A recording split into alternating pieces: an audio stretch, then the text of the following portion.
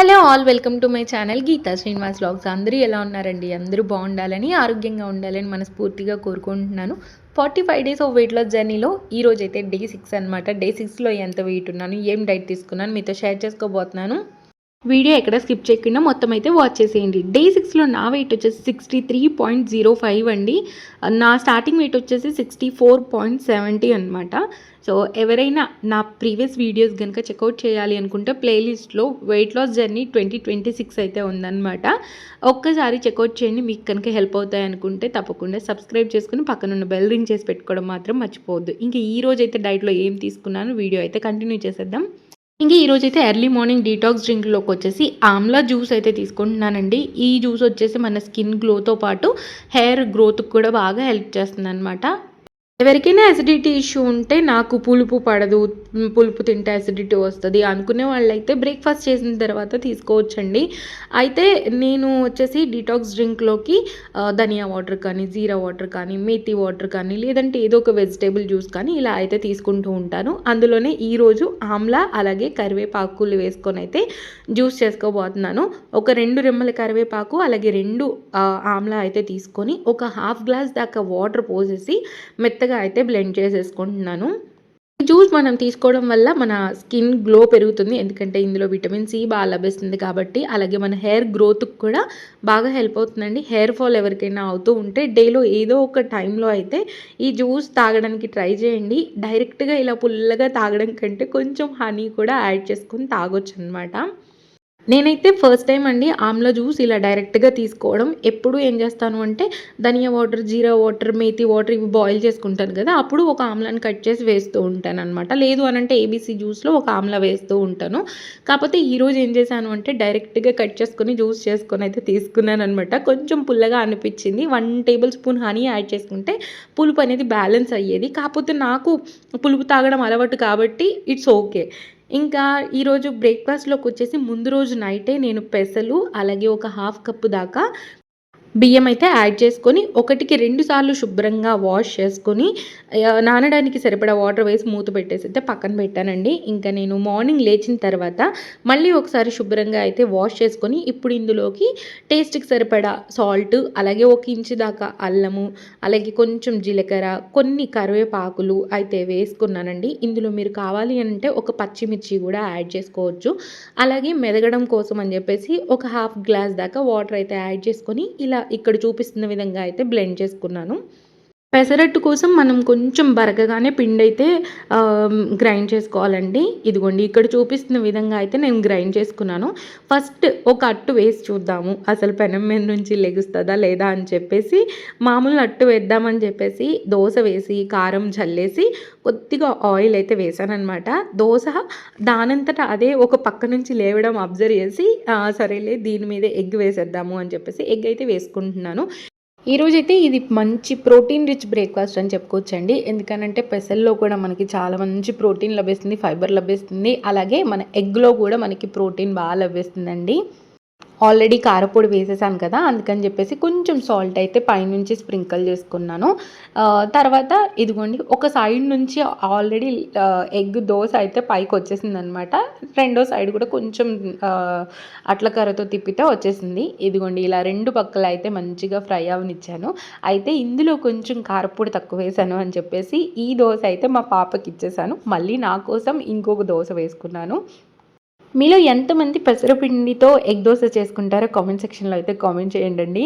అంటే వైట్ పిండి ఏదైతే ఉంటుందో మినపప్పు బియ్యంతో చేసుకునే పిండి ఏదైతే ఉంటుందో దాంతో చేసిన టేస్ట్ కంటే పెసరపిండితో చేసిన ఎగ్ దోశ అయితే చాలా టేస్టీగా ఉంటుందన్నమాట. ఇంకా ఇదిగోండి కొంచెం చట్నీ కూడా పెట్టుకున్నాను.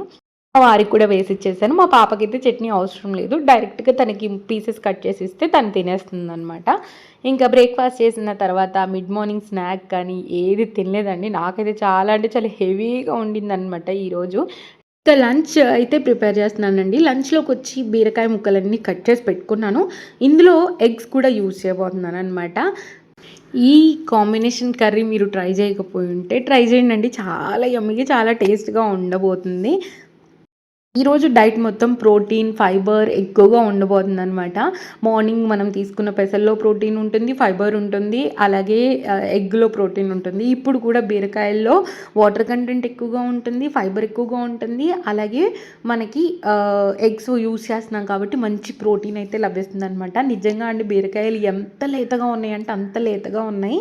బీరకాయలు కట్ చేసేటప్పుడు వీడియో తీయలేదు. ఎందుకనంటే మొబైల్‌లో ఛార్జింగ్ లేదనమాట. ఛార్జింగ్ అయితే పెట్టేశాను. ఇదిగోండి ఇక్కడ నేను పోపు పెట్టుకొని బీరకాయ ముక్కలన్నీ వేసేసుకొని సాల్ట్, కారం వేసి ఒక్కసారి మంచిగా కలిపైతే మూత పెట్టేశాను. సాల్ట్ వేయడం వల్ల ముక్కలో ఉన్న వాటర్ కంటెంట్ అనేది బయటకు వచ్చేసి మెత్తగా ఉడికిపోతుందనమాట. ఎలాంటి వాటర్ యాడ్ చేయాల్సిన అవసరం లేదండి. ఇవి లేత బీరకాయలు కాబట్టి ఇంకా చాలా సాఫ్ట్‌గా ఉడికిపోయినాయి. మన సైడ్ మనం ఇంకొక టైప్ బీరకాయలు ఉంటాయి కదా, నేతి బీరకాయలు అంటారు. అవి ఇక్కడైతే ఎప్పుడూ దొరుకుతూనే ఉంటాయండి. అది ఇదివరకైతే ఒకసారి చేశాను. అది కూడా చాలా అంటే చాలా బాగుంటుందండి. అసలు త్వరగా ఉడుకుతుంది, అలాగే మెత్తగా అయిపోద్దనమాట. దాని మీద అసలు తొక్క తీయాల్సిన పని కూడా లేదు. కాకపోతే నేను ఫస్ట్ టైం చేసినప్పుడు ఎందుకు వచ్చిందిలే బాగోపోతే మళ్ళీ అని చెప్పి మొత్తం పైన ఉన్న తొక్క తీసేసి తర్వాత నేనైతే కర్రీ చేశాను అనమాట. అది కూడా చాలా బాగుంది. ఈరోజు ఈ బీరకాయలు అయితే ఎంత లేతగా ఉన్నాయో అసలు పైన ఉన్న పొట్టు తీయొద్దు అనుకున్నాను, కాకపోతే తీసానమాట. తీసి ముక్క సాఫ్ట్గా ఉడికిన తర్వాత నేనైతే ఒక 4 ఎగ్స్ని బ్రేక్ చేసి మూత అయితే పెట్టేశానండి. మూత పెట్టడం వల్ల ఏంటి అని అంటే ఆ ఎల్లో ఏదైతే ఉందో అది స్ప్రెడ్ అయిపోకుండా ప్రాపర్గా కుక్ అవుతుందన్నమాట. చాలా అంటే చాలా బాగుంటుంది. మనం టమాటా కర్రీ చేసుకున్నప్పుడు కూడా సేమ్ ఎగ్స్ వేసిన తర్వాత మూవ్ చేయకుండా ఉంటే ఎల్లో అనేది ఒకే దగ్గర ఉండి మంచిగా ప్రాపర్గా కుక్ అవుతుంది. తర్వాత ఇంకా అవి ఉడికే టైంలో మా పాప నేను చెట్లకు వాటర్ వేస్తాను అంటే తనకి వాటర్ పోయడానికి ఒకటేమంటారు బాటిల్ తీసుకున్నానమాట. ఇంకా తనే రోజు చెట్లకి వాటర్ వేస్తూ ఉంటుంది.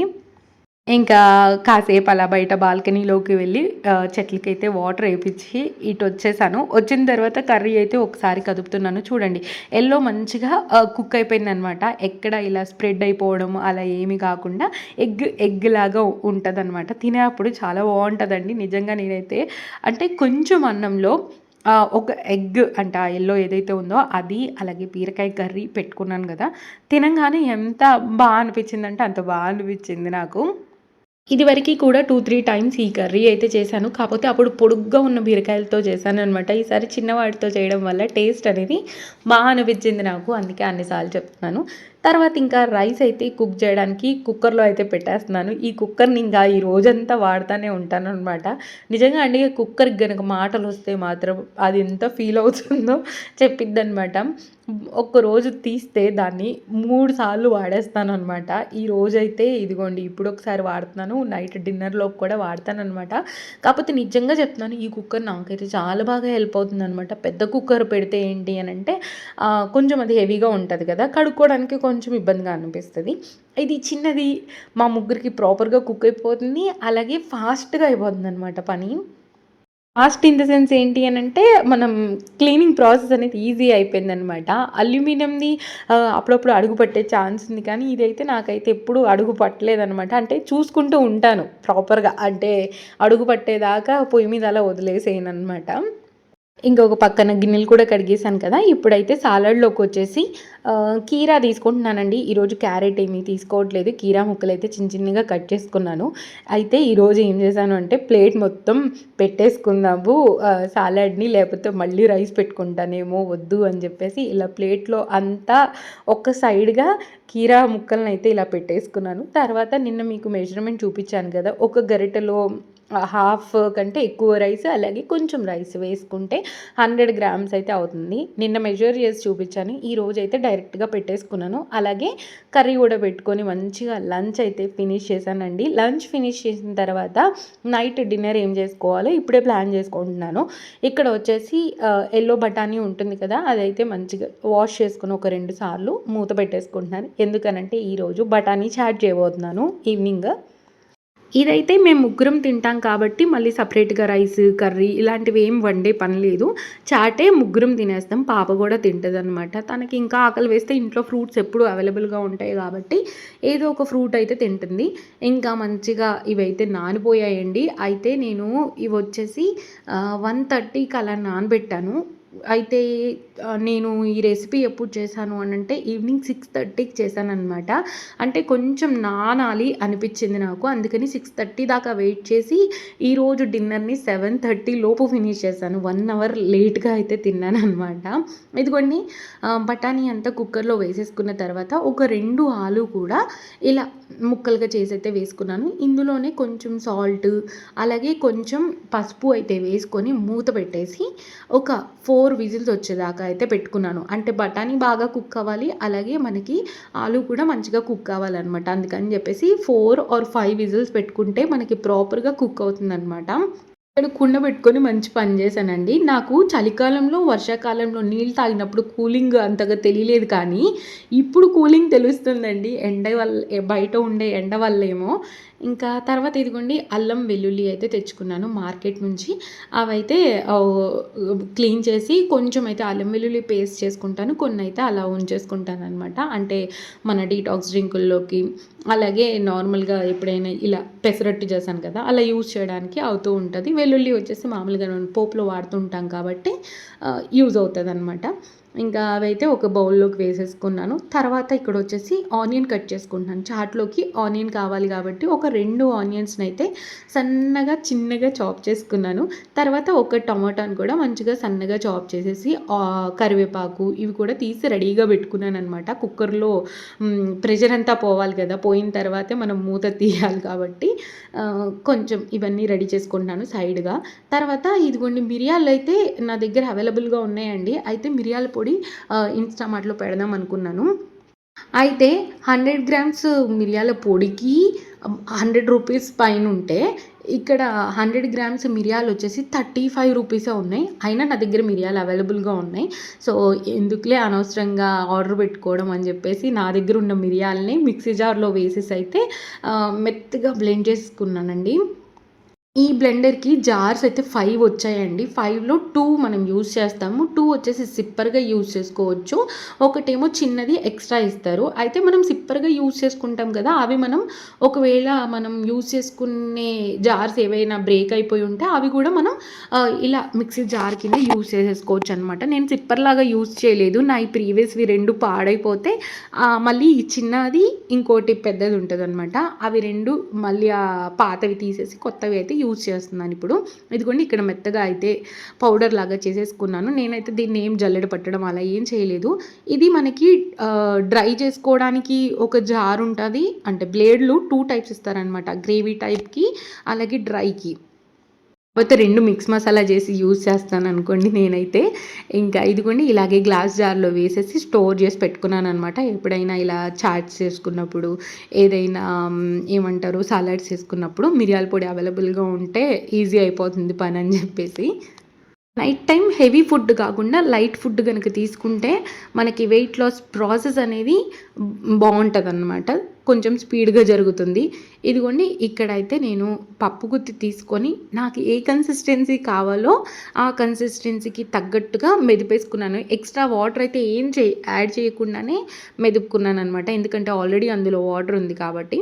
తర్వాత ఇక్కడ కడాయి పెట్టుకొని అందులోకి ఒక టేబుల్ స్పూన్ దాకా నెయ్యి అనమాట. నాది చిన్న టేబుల్ స్పూన్ కాబట్టి నేనేం చేశానంటే ఒక 2 స్పూన్స్ అయితే నెయ్యి వేసుకున్నాను. తర్వాత ఒక టేబుల్ స్పూన్ దాకా జీరా, అలాగే ముందుగా కట్ చేసి పెట్టుకున్న కరివేపాకు యాడ్ చేసుకున్నానండి. ఇక్కడ మీరు ఇంకా కావాలి అనంటే పచ్చిమిర్చి కూడా యాడ్ చేసుకోవచ్చు. నేనైతే యాడ్ చేయట్లేదు.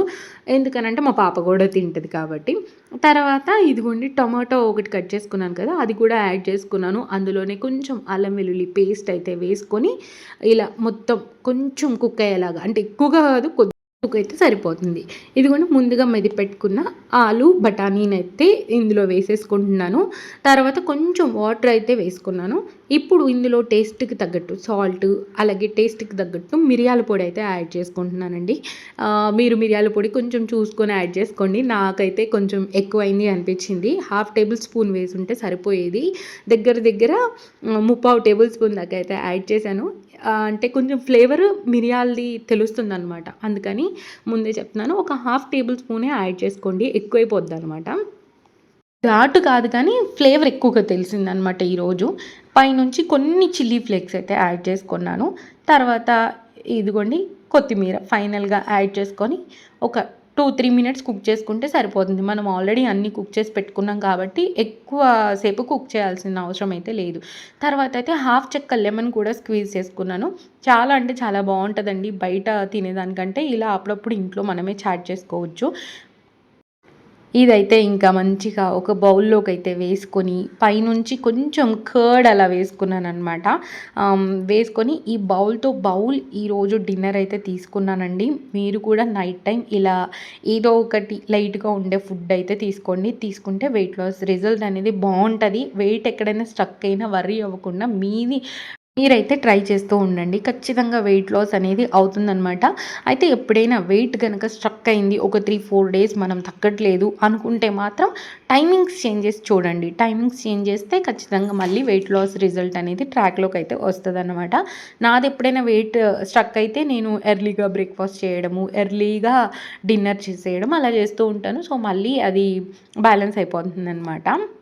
మనం ఫ్యాట్ లాస్‌కి వెళ్ళినప్పుడు మనకి వెయిట్ లాస్ జర్నీ అనేది స్ట్రక్ అవ్వడం జరుగుతూ ఉంటది. ఎందుకంటే ఫ్యాట్ బర్నింగ్‌కి మనకి టైం ఎక్కువ తీసుకుంటుంది కాబట్టి. వైట్ ఫ్యాట్ బర్న్ అవ్వాలంటే కొంచెం టైం ఎక్కువ పడతది. అప్పుడే స్ట్రక్ అవుతూ ఉంటామనమాట. టైమింగ్స్ చేంజ్ చేస్తే సరిపోతుంది. ఇంకా మంచిగా తినేసాను. గిన్నెలన్నీ సింక్ నిండిపోయిందనమాట. విమ్ లిక్విడ్ అయితే అయిపోయింది. సో, మళ్ళీ బాటిల్‌లో అయితే రీఫిల్ చేసేసుకుంటున్నాను. ఈరోజు వ్లాగ్ అయితే ఇంతే అండి. హోప్ మీకు నచ్చిందనుకుంటున్నాను. నచ్చితే లైక్, షేర్, కామెంట్‌తో పాటు సబ్స్క్రైబ్ చేసుకోవడం మాత్రం మర్చిపోవద్దు. Thanks for watching.